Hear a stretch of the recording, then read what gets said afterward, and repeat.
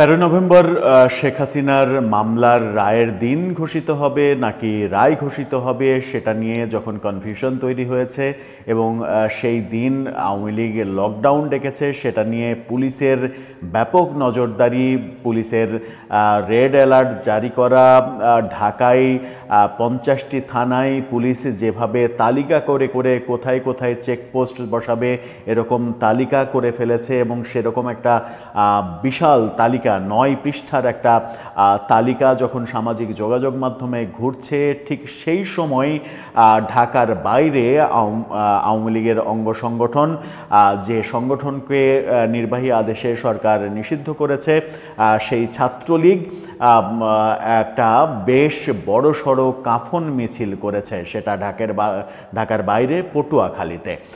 এই ঘটনা যখন ঘটলো এবং এই ঘটনার ভিডিও যখন ছড়িয়ে পড়লো এবং এটার খবর যখন গণমাধ্যমে আসলো তখন এটা বেশ চাঞ্চল্যের সৃষ্টি করেছে। পুলিশের সারা দেশে অবিশ্বাস্য একটা রেড অ্যালার্টের মাঝে এবং সেনাবাহিনী সদস্যদের তুলে নেওয়ার ঘোষণার পরে আবার সেই আদেশ আবার বাতিল করে সেনাবাহিনীকে মাঠে রাখার সিদ্ধান্তের মধ্যেই ছাত্রলীগের এই কর্মকাণ্ডটা বেশ আলোচনার জন্ম দিয়েছে। কি হলো, কি করলো তারা পটুয়াখালীতে, কি বলছে গণমাধ্যমে কি ছবি প্রকাশিত হলো সেগুলো নিয়ে আলোচনা করবে এই ভিডিওতে। থাকবেন পলিটিক্স টিভির নিয়মিত আয়োজনে।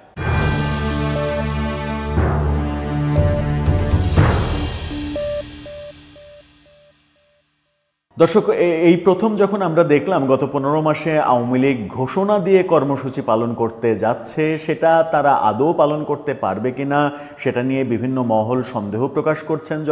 তখন সরকারের ব্যাপক পরিকল্পনা, আগামীকালকে থেকে তাদের মাঠে নামার কথা, কিন্তু আজকেই ঢাকার বাইরে যে কাফন মিছিলের ঘটনা দেখা গেল এবং সেটার ভিডিও ছড়িয়ে পড়ল, সেটা গণমাধ্যমে খবর হলো, সেটা বেশ চাঞ্চল্যের সৃষ্টি করেছে। এবং এই ধরনের আয়োজন করে কাফন গায়ে জড়িয়ে মাথায় বেঁধে এরকম একটা ঝটিকা মিছিল করতে পারা বেশ সাহসের ব্যাপার, কারণ এরকম কাফন গায়ে জড়িয়ে রেখে খুব স্বাভাবিকভাবে দ্রুত নিজেকে লুকিয়ে ফেলা সম্ভব নয়, কারণ গায়ে পোশাক থাকার কথা নয়, অন্য পোশাক কিংবা কাফনের কাপড় ফেলে দিয়ে দ্রুত সরে যাওয়া, যেহেতু পরনে কাফনের কাপড়, সেগুলো একেবারে কয়েক সেকেন্ডের মধ্যে সম্ভব নয়।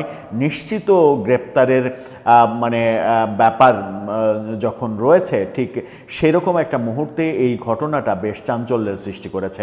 গণমাধ্যমের শিরোনামটা দেখলে বুঝতে পারবেন, সেখানে বলছে 10 মিনায় কাফনের কাপড় পরে নিষিদ্ধ ছাত্রলীগের মিছিল। কি বলছে তারা? পটুয়াখালীর 10 মিনায় কাফনের কাপড়ে সজ্জিত হয়ে ঝটিকা মিছিল করেছে নিষিদ্ধ ঘোষিত সংগঠন ছাত্রলীগের একদল নেতাকর্মী। জয় বাংলা স্লোগানে অনুষ্ঠিত এই মিছিলের একটি ভিডিও ইতিমধ্যে সামাজিক যোগাযোগ মাধ্যমে ছড়িয়ে পড়েছে, ভাইরাল হয়েছে। আজকে সকাল 7:30টার দিকে উপজেলার সরকারি আব্দুর রশিদ তালুকদার ডিগ্রি কলেজ এলাকা থেকে মিছিলটি শুরু হয়ে উপজেলা সদর এলাকায় গিয়ে শেষ হয়। ভিডিও ফুটেজে দেখা যায় মিছিলকারীরা ব্যানারের সামনে ও মাথায় কাফনের কাপড় বেঁধে অংশ নিচ্ছেন। ব্যানারে লেখা ছিল হটাও ইউনূস বাঁচাও দেশ।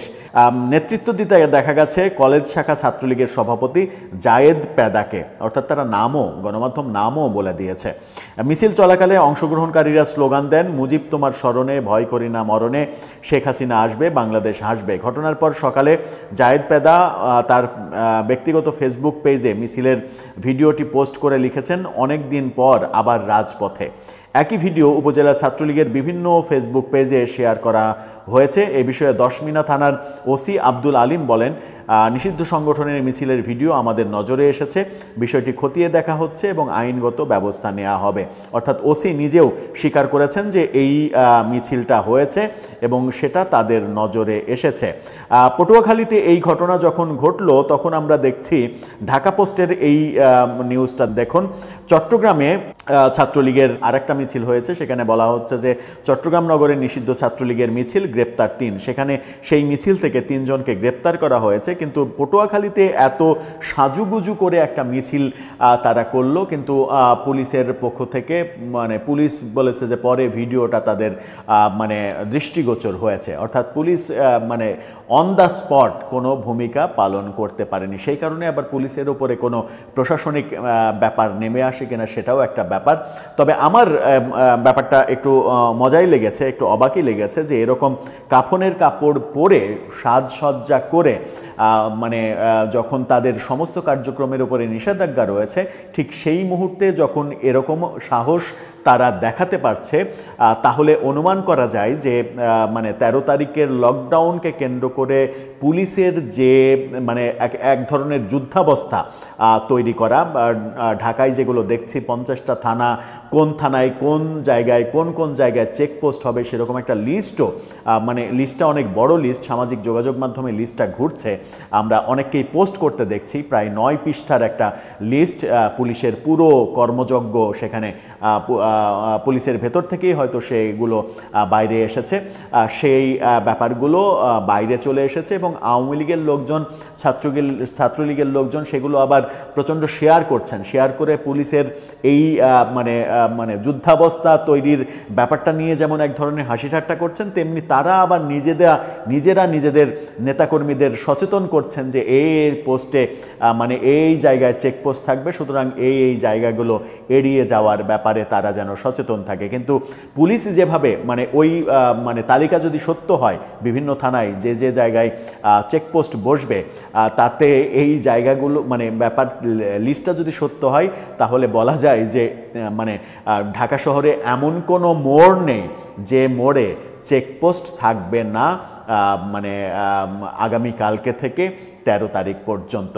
সুতরাং এই চেকপোস্টের ব্যাপারগুলো ভেঙে আওয়ামী লীগের কিংবা ছাত্রলীগের যে কোনো কার্যক্রম করা অনেক বেশি তাদের জন্য রিস্কি এবং সাহসী কাজ হবে, যে সাহসটা পটুয়াখালীতে ছাত্রলীগের নেতাকর্মীরা দেখিয়েছেন। সেরকম এই ঘটনা থেকে অনুমান করা যায় যে পুলিশ যেমন প্রস্তুতি নিয়েছে, তেমনি বোধহয় আওয়ামী লীগও প্রস্তুতি নিচ্ছে, একটা বাজে পরিস্থিতি তৈরি হওয়ার সম্ভাবনা রয়েছে।